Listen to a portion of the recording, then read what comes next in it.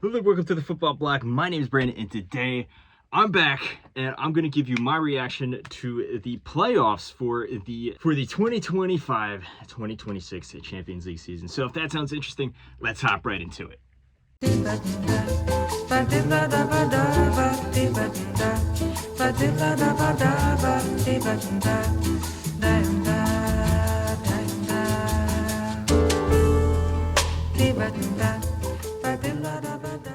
So I am back. It has been a decently long hiatus. I meant to make a prediction video like usual for the playoff rounds, just like I did last year when first season we had this new format.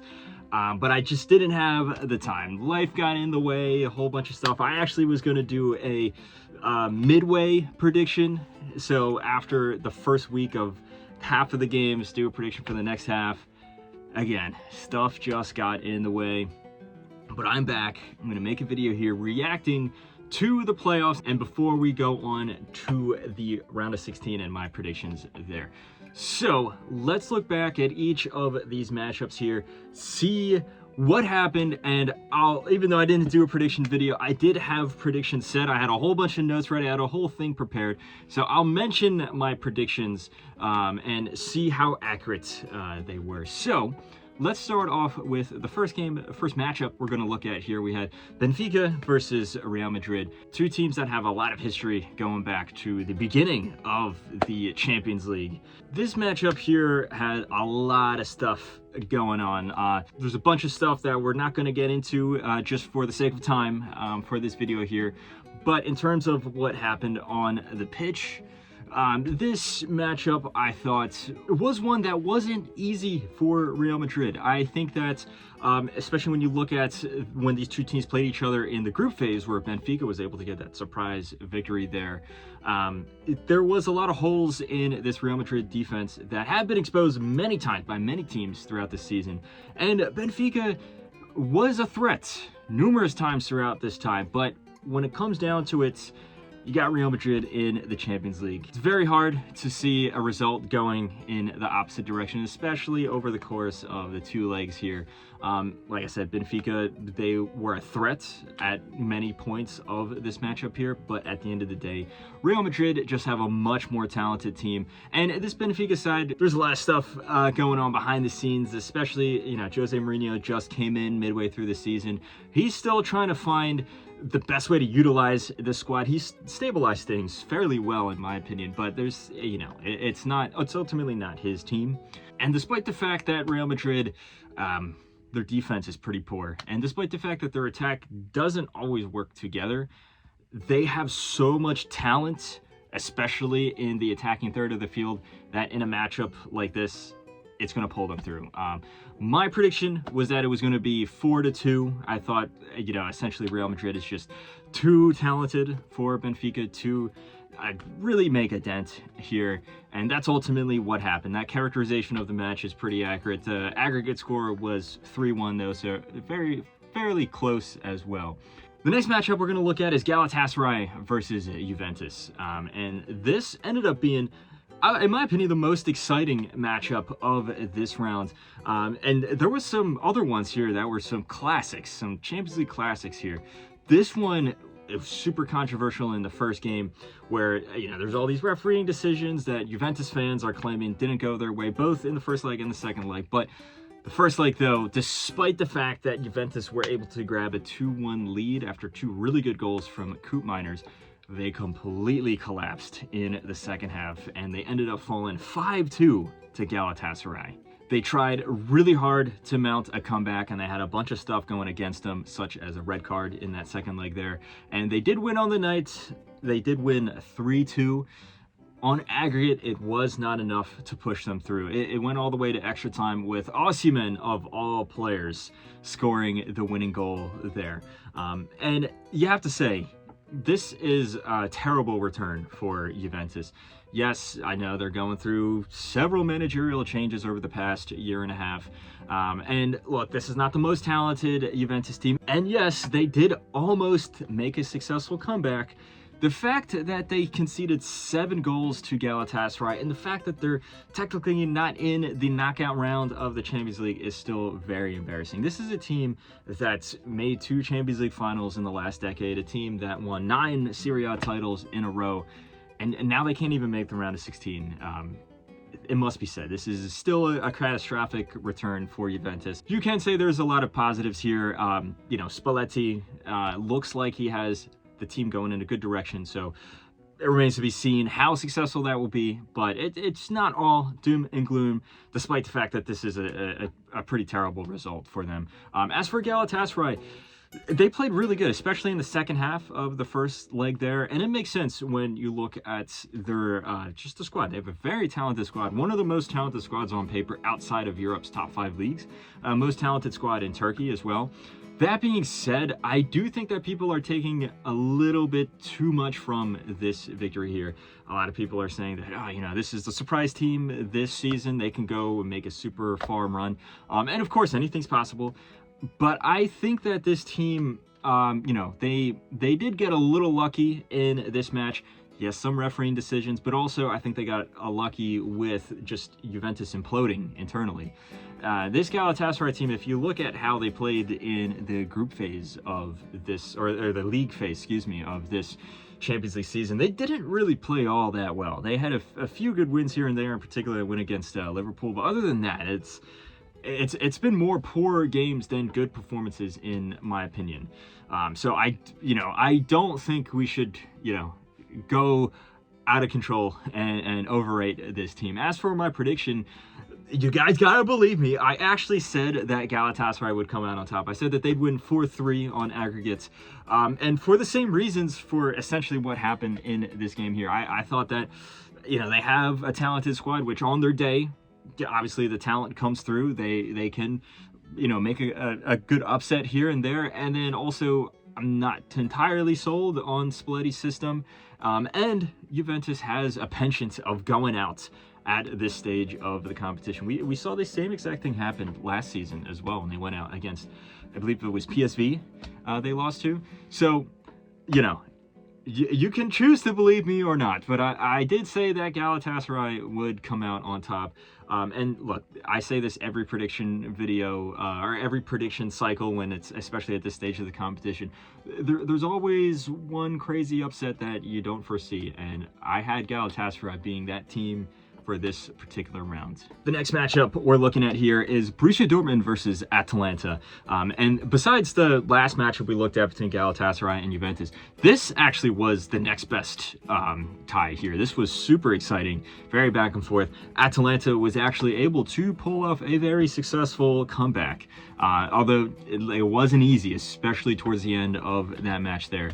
Deservedly, they were the best team. I think that they were the team that deserved to go through after that just monstrous performance that they pulled off in the second leg there.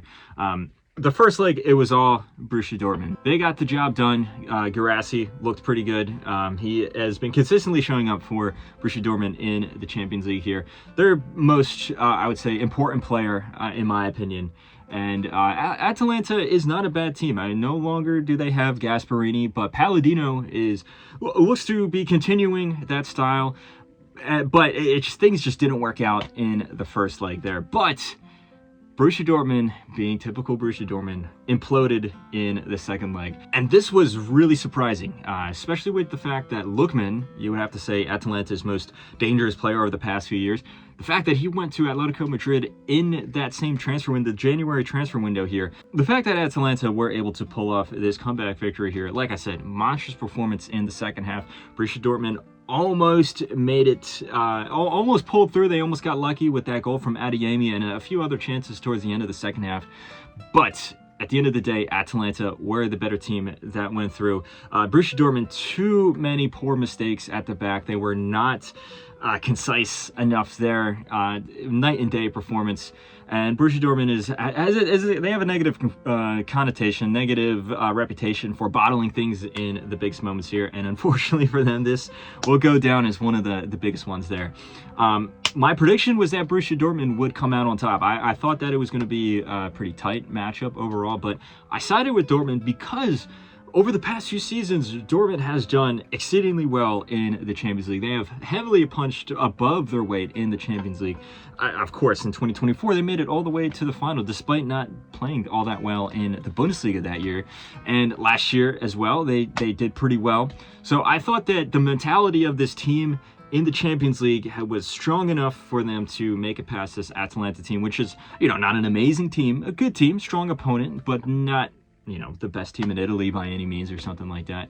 But ultimately, like I said, the negative reputation that Dortmund have of bottling things, of not having a strong mentality, that was very evident here. And Atalanta, I think over the course of the two legs, played the better football, and they end up going through.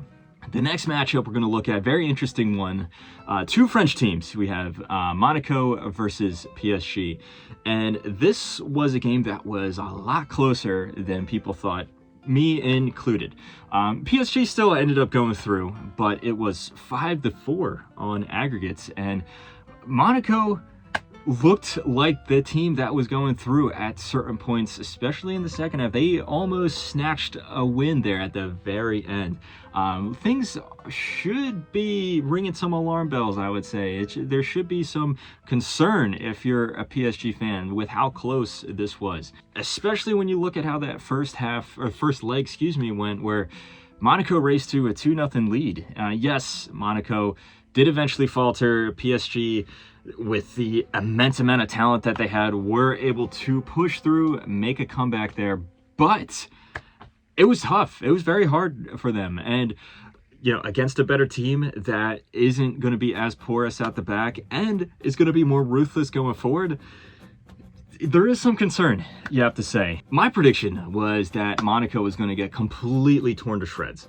Every time you see this, every time PSG plays a French team in the Champions League, it's usually a heavy victory for PSG there. And I think a part of that is just the reputation that they have in Ligue 1. A lot of these French teams are scared of PSG, and they kind of just implode every time they play them, no matter what the competition is. And you don't see that with other teams when they play PSG from the rest of Europe. But Monaco came to play, credit to them. They made it very tough for PSG. At the end of the day, though, like I said, with a few of the other matchups here, PSG just has so much talent, an immense wealth of talent, that ultimately Monaco weren't able to completely hold on there. But going forward, especially against these bigger, more dangerous teams, PSG have to clean up their defense if they want to defend their title here. The next matchup we're going to look at is Karabag versus Newcastle. This was a matchup that you have to say, if you're a Newcastle fan, this was the best possible team you could have played. And Newcastle have a very, very tough schedule right now in all competitions. They're still in multiple competitions, and it's looking very tough for them. The squad is not used to going this far in Europe and stuff like that. Yes, they have a lot more money with the Saudi buyout and stuff like that, but it's still going to take a few more seasons for that to fully set in. They're not a team that is used to qualifying for the Champions League, Europa League, etc. So as a result, I thought that this match was going to be pretty tight because Karabag did just enough to sneak into the playoffs. And Newcastle, by far a more talented team. Like I said, they have a lot of stuff going on. So I ultimately thought that they would go through, but it would be really close. I said 2-3 on aggregates.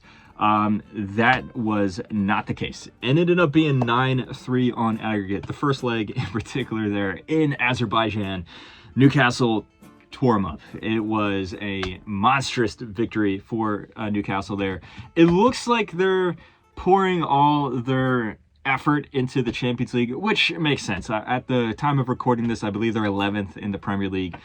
So, they want to go as far as they can in the Champions League because they're most likely not going to be in the Champions League next season. So, makes sense. I think anyone could have seen Newcastle going through. But you do have to say, very impressive performances here over the course of these two legs. The next match that we are going to look at is the biggest upset of the tie. Like I said, there's always one upset of the tie. This time we had Bodo Glimt, the Norwegian team, going up against Inter Milan. And this was another game where I thought that it would be a pretty clear victory for the more favored team, in this case, Inter Milan. Obviously, they were the finalist last year. At the time of recording this video, they have a 7-point lead in Serie A. There was a title race going on, but it looks like they are kind of running away with it at this point. Unless they have a catastrophic collapse, it looks like it's pretty guaranteed that they are going to be going through as the champion of Serie A this season. And despite the fact that Bodo Glimt had a crazy escape to get to the playoffs where they defeated both Atletico Madrid and Man City, I thought that you can't look past Inter in a tie like this. I didn't think that it would be a massacre, but I did think it'd be a pretty comfortable victory for the Italian team here. And it was actually the complete opposite. If anything, it was a pretty comfortable win for Bodo Glimt. Both of these legs, you can't just say, oh, you know, they got the home advantage and they play on a turf field in Norway, the weather, etc. You can't even say that because, yes, Bodo Glimt completely outplayed Inter in Norway. They also completely outplayed them in Italy as well. Bodo Glimt have a really good system going on. These players, they've been playing together for a long time. They have they got a lot of momentum going also because of the way their league works. They've been on a long break. They haven't really played a lot of games, so they put all their tactical training, all their attention to these individual Champions League matches here. I think that plays a large factor. But I think and also a huge factor here is I think Inter, I think they heavily underestimated Bodo Glimt. I think they went into this match perhaps a little arrogant. They probably were focusing more on Serie A, and they just assumed that this would be a done deal. And you can't do that in the Champions League, especially in the knockout rounds, because something like this will happen here. Like I said, biggest upset of the round. I had no idea this was coming. Most people did not expect this either. But Bodo Glimt is a team to watch out for. Who knows how far they'll go from here. But Inter Milan, embarrassing result for them here. Similar to the results for Juventus. Although, you know, there's been a lot of debate over which one is worse. You know, Inter is a better team right now. But you have to say that this result, if you just look at the opposition, it's much more embarrassing. All right, next up, we have our last two matches here. Second to last one we're going to look at is Club Brugge versus Atletico Madrid. This was a matchup where you have to say Atletico, by far, the more favorite team to go through. Much more of a talented squad. But Atletico's super inconsistent this season, and Club Brugge have pulled off some pretty impressive upsets against some of the bigger top brass in the Champions League in the past. So it's not out of the realm of possibility that there'd be an upset here, but most people, including myself, thought that Atletico Madrid would go through. It ended up being a lot more of a, I would say, comprehensive victory for Atletico Madrid than I thought because of how inconsistent Atletico Madrid are. I assumed that this game would be very close. I thought that, you know, they might play really well in the first leg and then capitulate in the second leg. I thought it was going to go down to penalties with Atletico going through, or something along those lines, where it was just going to be very close. But all the talent that Atletico have will pull them through. And honestly, that's how the first leg looked. The first leg ended up 3-3 on aggregate there. Atletico had some very good attacking moves, but their defense wide open, as we've seen on several occasions this season already. But in the second leg, Atletico got the job done. Very, very convincing 4-1 win over Club Brugge there. 7-4 victory on aggregate. Like I said, impressive victory in the second leg there. And this does mark a change in Atletico's style. They have a new ownership coming in, a lot more money in, and Diego Simeone is looking to reformat this team to be a much more attack-oriented, offensive-style team rather than his normal pragmatic defensive style. He's flirted with this in the past, but this season it looks like he is fully committed to that. So, comprehensive victory for Atletico here. Like I said, I correctly predicted that they would go through, but I didn't think it would be this easy of a victory at the end of the day. As for the last matchup we're going to look at, we have Olympiacos going up against Bayer Leverkusen. Two teams here that I would say are like middle of the pack. They're not, pushovers or anything like that, but they're also not like you know, some of the heavy hitters are not favorites for the Champions League. And overall, it was a very even matchup.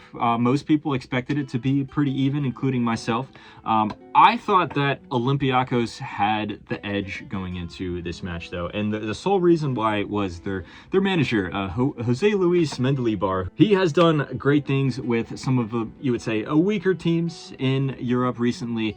You know, he won the Europa League in 2023 with Sevilla, with that team that almost got relegated that year. Not a very strong squad. And then he won with Olympiacos. He won the Conference League as well in 2024. So he has a lot of European experience, knockout round experience, knockout tournament experience. On the flip side, Bayer Leverkusen, they look like they stabilized after all the chaos that happened where, you know, after their crazy title winning season, and then eventually that team, most of that team is gone. They got bought and then, you know, bought by bigger teams. Their manager was gone, Xabi Alonso. Eric Ten Hag came in. There was that whole controversy there, and they were doing really bad for a few months. Looks like they stabilized. You know, they still are a formidable team in the Bundesliga. But at the end of the day, I thought that just the experience that a guy like Mendilibar has, and overall this team as well, you look at the form that, you know, El Kaabi, the striker for Olympiacos, look at the form that some of these players are in. I thought that would be just enough to put them through. I said it'd be 2-1 on aggregate to Olympiacos. Ultimately, that wasn't the case. Like I said, it was very close over these two legs, but Bayer Leverkusen was just a better team. It ended up being 2-0 on aggregate. They earned their way to the knockout rounds. They punched their ticket to the round of 16 there, and Olympiacos is eliminated. Again, not a bad return for Olympiacos if you look at just the squad that they have. It's obviously not one of the best squads in Europe. And Bayer Leverkusen deserved their spot now in the round of 16. So that has been my reaction to my predictions. Overall, I thought my predictions were pretty good. Only a few of them were wrong in terms of the results, at least. But overall, I feel like I got the characterization of most of these matchups going into it. If you did predictions, let me know how they went in the comment section below. Don't forget to like and subscribe. Share this video with a friend. Follow the Football Bloc on social media. But anyway, guys, my name is Brandon. I'm glad to be back. This has been the Football Bloc, and I hope you have a nice rest of your night.